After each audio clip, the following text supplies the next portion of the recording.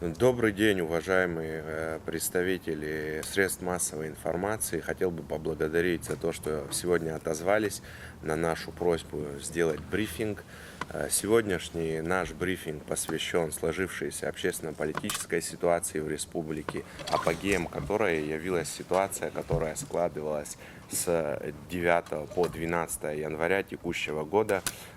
Есть отдельные интервью депутатов парламента по поводу изменения в законодательство, выборное, но не было высказано никаких оценок по поводу ситуации, которая сложилась. Именно этим продиктована сегодняшняя наша встреча.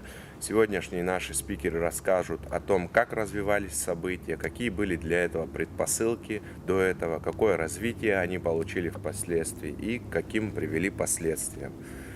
Наверное, от моих коллег и от себя лично в очередной раз хотел бы поблагодарить наших соотечественников за ту мудрость и то терпение, которые были проявлены в прошедшие непростые для каждого из нас дни.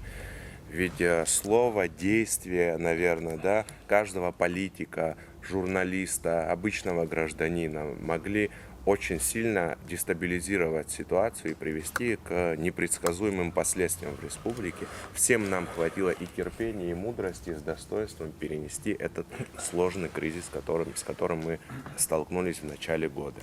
Парламент наряду с Верховным судом, это две ветви власти, сыграли важную роль в последних событиях. Я имею в виду именно с точки зрения права. Фактически на момент возникновения кризиса, именно парламент был единственным легитимным органом государственной власти, к которому обращались люди из народа, то есть и протестующие, и взоры остального населения Республики Абхазия были направлены на действия парламента. Парламент со своей стороны, понимая всю сложность ситуации, отдавая себе, отчет во всей той ответственности, которая возложена в данной ситуации на парламент, как на представителей народа, и учитывая взрывоопасность ситуации, в первый же день, то есть 9 января, принял обращение к президенту Хаджин Бараулю Чумковичу с рекомендацией воспользоваться статьей 65 Конституции Республики Абхазия и добровольно подать в отставку.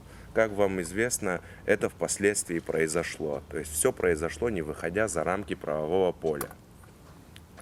Кроме того, наверное, нужно сказать, что парламент сыграл ключевую роль и в конституционном оформлении посткризисной ситуации, приняв отставку президента республики и возложив исполнение обязанностей на премьер-министра, как того требует Конституция. Как вам известно, вице-президент Барцыц подал в отставку и, соответственно, в соответствии с Конституцией полномочия президента должен исполнять премьер-министр. Таким образом, парламент, принял отставку президента квалифицированным большинством в 24 голоса и, соответственно, передал полномочия премьер-министру Валерию Рамшуховичу Бганба. Таким образом, можно констатировать, что на сегодняшний момент исполнительная власть осуществляет свои полномочия в полном объеме. Также хотел бы, наверное, пройтись по элементам истории. Необходимо отметить и то, что в отличие от некоторых событий новейшей истории, шестилетней давности, не было сформировано никаких дублирующих органов или внеконституционных органов. Все органы власти даже в дни кризиса продолжали работать в прежнем режиме. Это подтверждают многочисленные интервью различных министров и руководителей ведомств, которые они давали в дни с 9 по 12 число. То есть все институты власти работают в обычном режиме. На мой взгляд, это очень важно, что все это прошло в правовом ключе. Ведь, забегая в будущее, надо сказать, что платформой для объединения людей, платформой для объединения народа, как в предвыборную пору, так и в поствыборную пору, не должны стать определенные люди, определенные симпатии, кланы, фамилии и так далее. Платформой для объединения населения республики должен стать закон и правопорядок. Это то, на основе чего мы все должны объединиться и строить наше государство. Наверное, стоит все-таки еще, на мой взгляд, поставить акцент и углубиться в историю происхождения политического кризиса 9 января. Мы, в первую очередь я и мои коллеги, депутаты, неоднократно говорили о том, что ряд социально-экономических вопросов решаются сугубо исключительно в пользу действующей власти. Вот как пример хочу привести то, как бюджет текущего 2020 года был поспешно принят. Вот наверняка многие граждане Абхазии обращали внимание на наши высказывания в тот период, то, как мы отреагировали в конце, когда подряд в течение 3 дней назначалась сессия, даже в выходной день. Наш посыл на протяжении 2,5, ну практически 3 лет сводился к тому, что тот бюджет, который действующая власть навязывала нашим гражданам, нашей стране, он фактически привел страну к тем социально-экономическим последствиям, всплеск которых произошел 9 января. Вот как пример хочу сказать, вот выдержку из бюджета, осведомить наших граждан, и мы это на сессии неоднократно говорили, как можно голосовать за такой бюджет, где запланировано 30 миллионов на содержание миграционной службы, а на все сельское хозяйство 15 миллионов рублей. Могу напомнить, что в бюджете 2007 года на развитие сельского хозяйства было 15 миллионов. В бюджете 2020 года буквально эта цифра не поменялась и тоже составляет 15 миллионов при условии, что мы все отталкиваемся от курса доллара. Как можно голосовать за этот бюджет? Ведь это достаточно серьезный сигнал. И наша задача в период особенно такого перехода власти, когда в кризисный период премьер-министр возглавляет страну, не допустить каких-то социальных брожений или чтобы чиновники особо ангажированные и идеологически связанные с предыдущей властью оставались на своих местах. Это не касается, например, тех чиновников, которые выполняют свою работу, невзирая на политическую составляющую, ни на какие-то личные взгляды. Исключительно действуют как профессионалы. Я вообще хотел бы поблагодарить тех людей, которые в этот кризисный период выполняли свою работу четко, без каких-либо взглядов на политику и к политикам в том числе. Также хочу сказать, что и надеюсь в перспективе, что мы будем выбирать людей, и власть, будущая власть после выборов подойдет к вопросу отбора кадров исключительно по примеру профессионал и по их профессионализму. Вопрос стоял о 20 статье о незаконном обогащении. Фактически вот эта инициативная группа, она, как известно, уже многие годы занимается продвижением, лоббированием данного вопроса. Безусловно, борьба с коррупцией – это одно из главных составляющих улучшения, оздоровления государственной системы в Абхазии. Ну, я хочу напомнить небольшую историю. Вот группа депутатов парламента 6-го созыва внесла на рассмотрение парламента законопроект. И вот инициативная группа дополнила этот законопроект, а именно вот сейчас я зачту о противодействии коррупции, о декларировании и публикации сведений о доходах, обязательных и имуществе лиц, занимающих политические и иные специальные государственные должности, а также их близких родственников. Этот вопрос мы рассмотрели в 2 чтениях, и у нас есть некое джентльменское соглашение с этой инициативной группой, что в текущий год, возможно, это будет до выборов, в весенней сессии мы в окончательном чтении примем этот законопроект. И он вступит в силу уже для нового правительства, для новой власти. Мне хотелось, кстати, сказать о законности и о работе тех органов, которые должны надзирать за ней. К примеру, хочу сказать о прокуратуре. Похвально то, что прокуратура заметила ущерб в здании администрации президента 9 января. да, в размере 300 тысяч рублей, но не заметила тот ущерб, который нанесла исполнительная власть за предыдущие 5 лет, да, не заметили нецелевое использование средств 500 миллиарда рублей, не заметили преступления, которые происходили. И на наш взгляд, и основное то, что не заметили отравление лидера оппозиции Аслана Георгиевича Бжаня.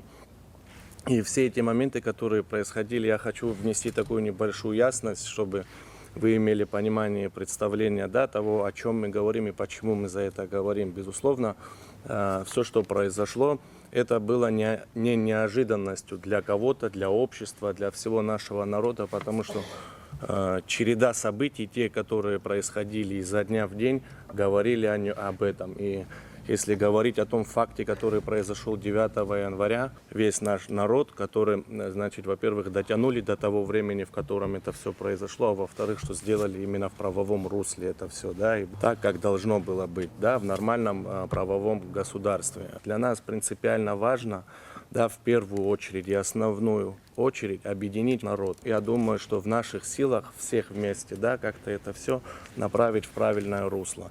И в этом плане, я извиняюсь, это может быть сейчас кто-то будет расценивать как какой-то там пиар или там, значит, агитацию какую-то. В этом плане я очень сильно рассчитываю на того человека, которого мы поддерживали на протяжении всего этого времени, это Аслана Георгиевича Бжаня.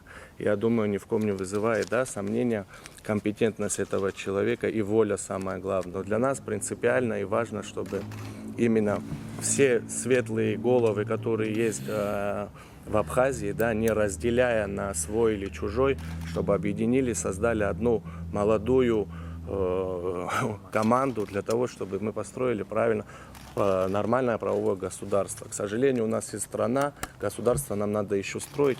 Я хотел бы дополнить Астамура Борисовича по поводу Генеральной прокуратуры. Весной прошлого года было совершено политический террор в отношении вероятного кандидата в президенты, лидера оппозиции, депутата парламента Аслана Георгиевича Бжаня. Его хотели, мы говорим здесь открыто, его хотели убить. Нет чека, нет проблем. Это делалось для того, чтобы люди могли дальше продолжать все те гнусные, дешевые свои дела, которые они на протяжении всего этого времени продолжали делать. Касаемо Генеральной прокуратуры. После отравления Аслана Георгиевича Бжаня мы, коллеги, полетели в Москву. Прошла неделя, в течение недели не было проведено никаких следственных мероприятий. До того момента, пока депутаты парламента, нас не было, наши коллеги, вызвали Генеральную прокуратуру на работу, все ведомства силовые. И была дана команда полететь в Москву. Только в тот момент они среагировали и полетели в Москву, начали заниматься следственными делами. Но на наш взгляд, на тот момент это просто было пыль в глаза, чтобы защитить тех людей, которые совершили такое преступление. Аслан Георгиевич Бжаня выжил, примет участие в предвыборной кампании. А Генеральной прокуратуре посоветую не лезть в политику, а заниматься следственными делами. В нашем государстве подобные вещи происходят с политиками, общественными деятелями. То что может сказать обычный гражданин Абхазии, чем он может быть защищен? Я вот хочу дополнить, как власть готовилась и похоже к преступлению, на наш взгляд. Это одна сторона медали. И как вот, например, финансовая составляющая выборов, как готовилась. Вот у нас есть, в соответствии с возможностями депутата, есть материалы с межправительственной комиссией по социально-экономическому сотрудничеству между Российской Федерацией и Республикой Абхазия. Как вы знаете, ежегодно она продлевается. Российская Федерация оказывает нам весьма огромную помощь в развитии и восстановлении нашей инфраструктуры социальной и экономической. Вот одна из статей, чтобы я вот прямо буквально недвусмысленно, одна из статей указывает, где 493 миллиона рублей это средства финансовой помощи, дополнительно выделенные Республике Абхазия в рамках исполнения указа президента Российской Федерации на решение неотложных социальных вопросов в выборный год. Вот откуда, на наш взгляд, и это в перспективе, следственные органы должны будут разобраться, куда были потрачены 493 миллиона рублей с социально-экономической помощи. Вот я умышленно зачитал формулировку, под какой формулировкой эти деньги указаны в данной статье. Вы понимаете, что фактически действующая власть готовилась как? С одной стороны, были попытки ликвидации определенных политических фигур, явно выраженных лидеров. И с другой стороны, они пользовались деньгами, заложенными на развитие Республики Абхазия, то есть нашими с вами возможностями, обманным путем пришли к власти, вынудив фактически, на мой взгляд, опять-таки, вынудив ЦИК принять незаконное решение, что впоследствии было выявлено судебным решением. Вы помните, что в течение 5 лет более 18 похищений было совершено, то есть особо тяжких преступлений, это группа лиц и так далее. Ограбление, убийство, среди белого дня людей похищали, грабили. Был ряд, сегодня следствием, сегодня, уже на сегодняшний день, следствие, по крайней мере, произвело арест сотрудников ГСО, как мы видим. Так или иначе, власть несет прямую ответственность за данные преступления. Если помните, вот мною лично, моими коллегами было сказано вот в период предвыборный, что действующая на тот период власть исключительно опирается на криминал, а не на силовые ведомства в чистом виде. И, к сожалению, вот во многом людей ввели в заблуждение за счет вот такой финансовой поддержки, за счет попытки ликвидировать политических лидеров.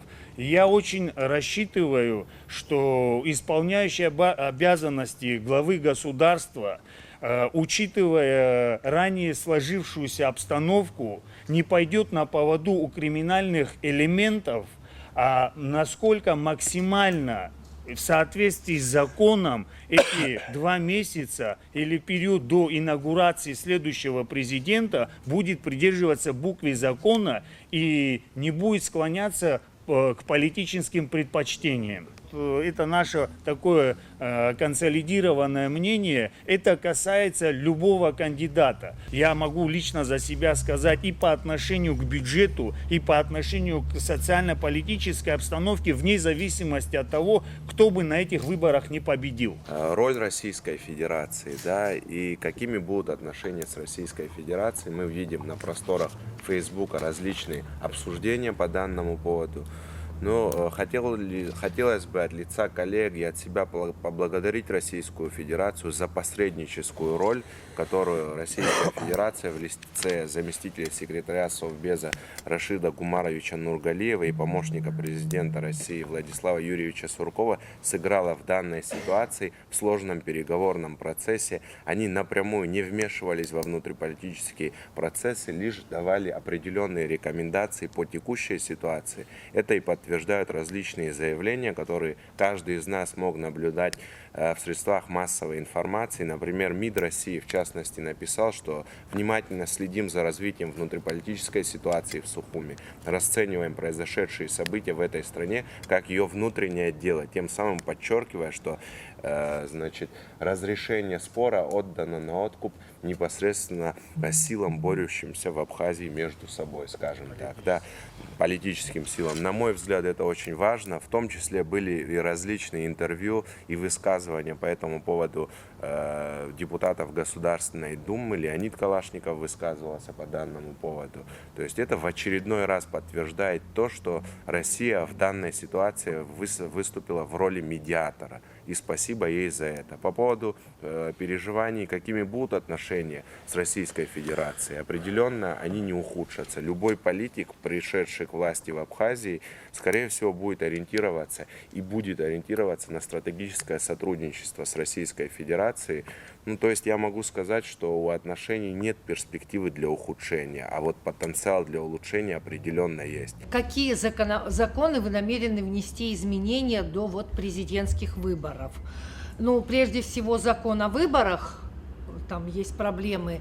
И возможно ли внесение изменений либо в конституционные законы, в Конституцию о распределении полномочий? Хватит ли вам времени? И собираетесь ли вы вообще это делать до президентских выборов? Спасибо за вопрос. Мы на профильном комитете обсуждали вопросы, связанные с законодательством о выборах президента. Был вынесен законопроект, статьи которого обсуждались. Законопроект был одобрен и рекомендован комитетом на сессию.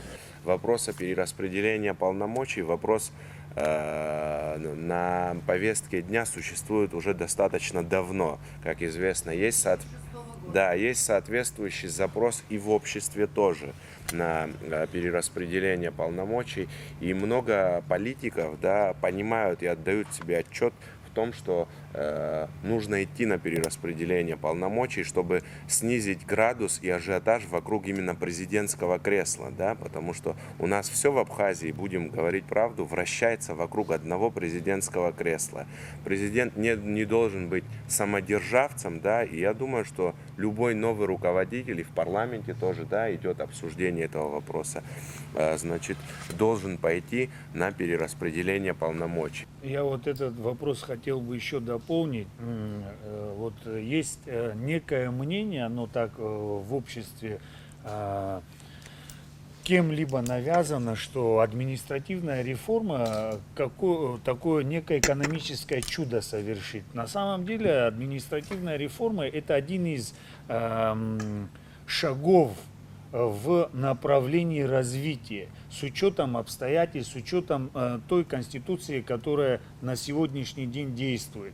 Ведь административная реформа как такова не принесет экономического чуда. Это отдельная программа. Я просто слежу за выступлениями ряда общественных деятелей. Они привязывают административную реформу к экономической реформе. В парламенте есть четкое понимание различий этих реформ. Я считаю, что будучи каждый кандидат, который зарегистрируется в предстоящих выборах, и наверняка кто-то из них победит, то он не просто обязан ради того, чтобы в обществе, это один из, безусловно, сигналов ради стабилизации в обществе, но эта реформа, она в первую очередь навеяна техническими вопросами. Это реформа развития, то есть мы видим, что чисто президентская власть, она сегодня подвергается не просто критике, она себя изжила. У нас этап развития так и не начался, на мой взгляд. Это будет один из сигналов развития. Также я бы рекомендовал, и мои коллеги в комитете по бюджету и в целом в парламенте, есть понимание, что нужно разработать кандидатам и, в принципе, дать направление экономической реформе, экономической программе. Мы со своей стороны четко следим за теми кандидатами в перспективе, кто, возможно, появится, какую программу действий они предлагают.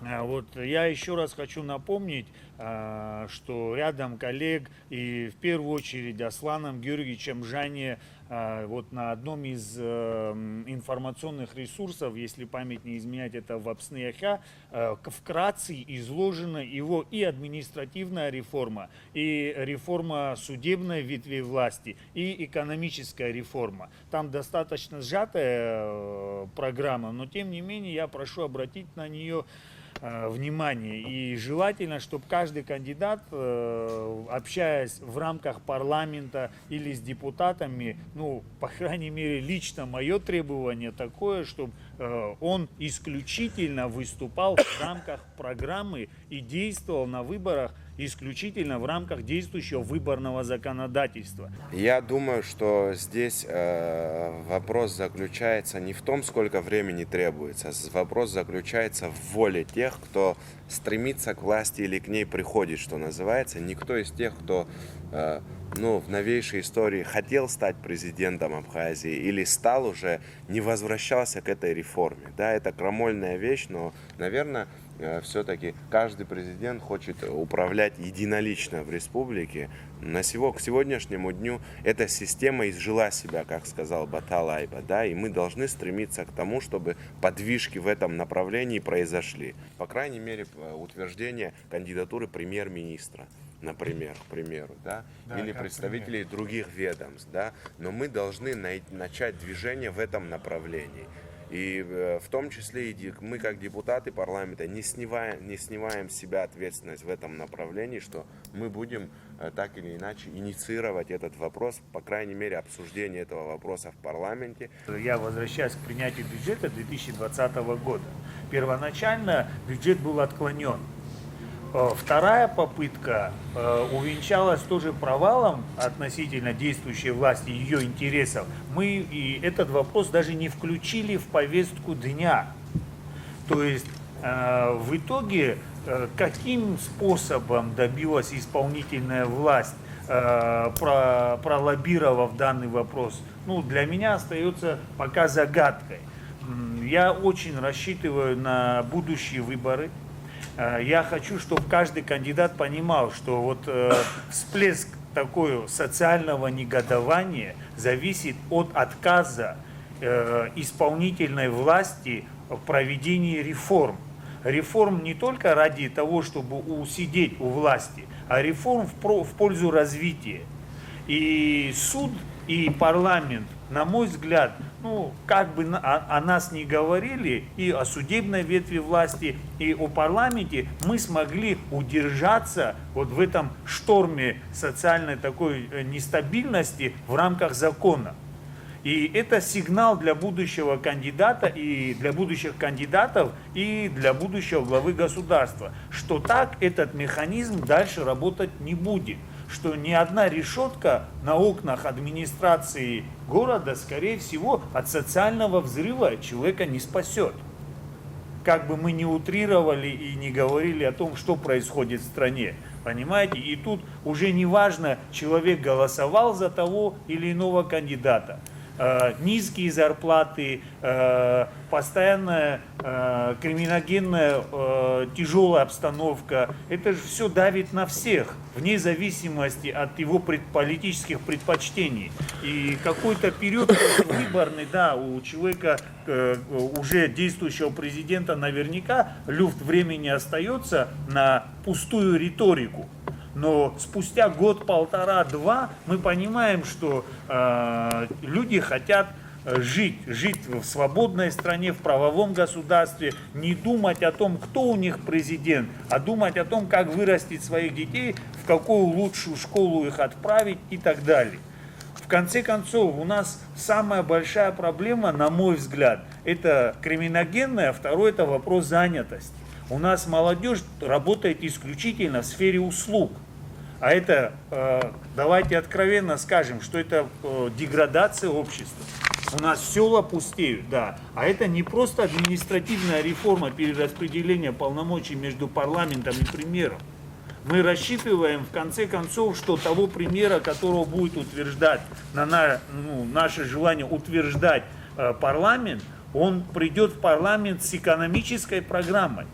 И мы будем премьера утверждать не потому, что он с какой-то фамилией и придерживается каких-то политических взглядов, а будем перераспределять полномочия исключительно исходить из его компетенции и тех предложений, которые в перспективе выйдут на путь развития.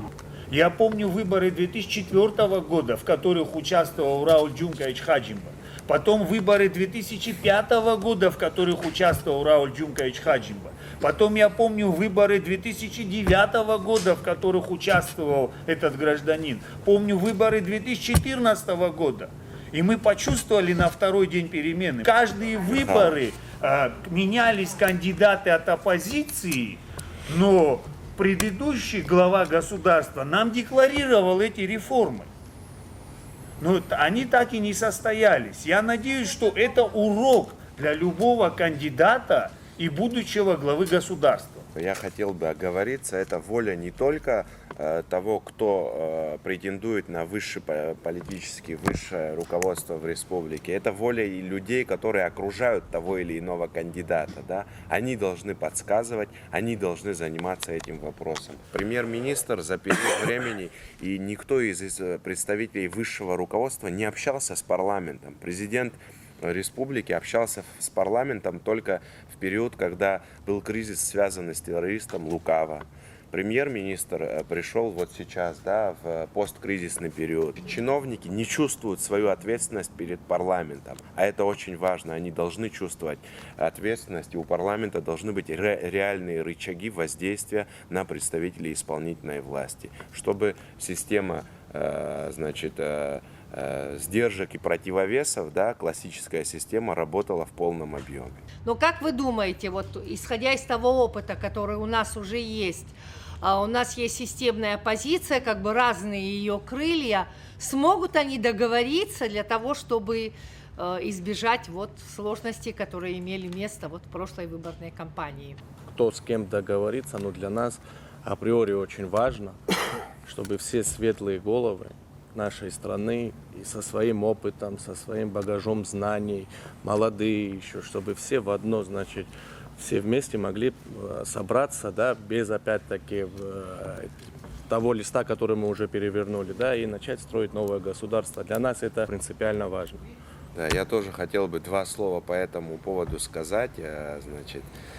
Вы не назвали имен, что называется, да, и правильно. Я думаю, что политики, представляющие те или иные оппозиционные силы, достаточно опытные и мудрые политики. И мы, как молодое поколение, думаем, что у них хватит мудрости, сил, и аргументов, чтобы принять Соломоново решение, да, и действительно я поддерживаю то, что сказал Астамур, что все светлые и мудрые головы должны объединяться и работать во благо республики. И на это существует запрос в обществе. Предмет договора между политиками, между людьми, между общественными деятелями, так скажем, на мой взгляд, как гражданин Абхазии, как Баталайба, должен быть основан не на воровстве, не на кумовстве, а исключительно на развитии. Вот такая договоренность, она между общественными и политическими деятелями, она, возможно, приведет к лучшему.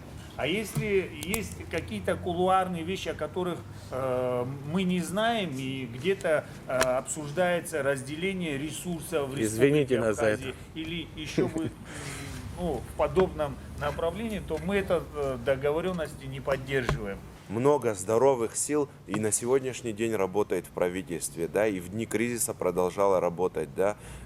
Возможно, определенная коалиция и с этими силами, да, они профессионалы своего дела. Здесь, подбор кадров, если все-таки, свершится, победа в пользу определенного кандидата, должен основываться исключительно на профессиональном принципе и ни на каком другом. Каждый говорит об этом, да, это выражение, связанное с профессиональным принципом, уже набило оскомину нашим избирателям, да, но мы должны это выражение посмотреть в действии, что называется, да, то есть это есть, знаменитые,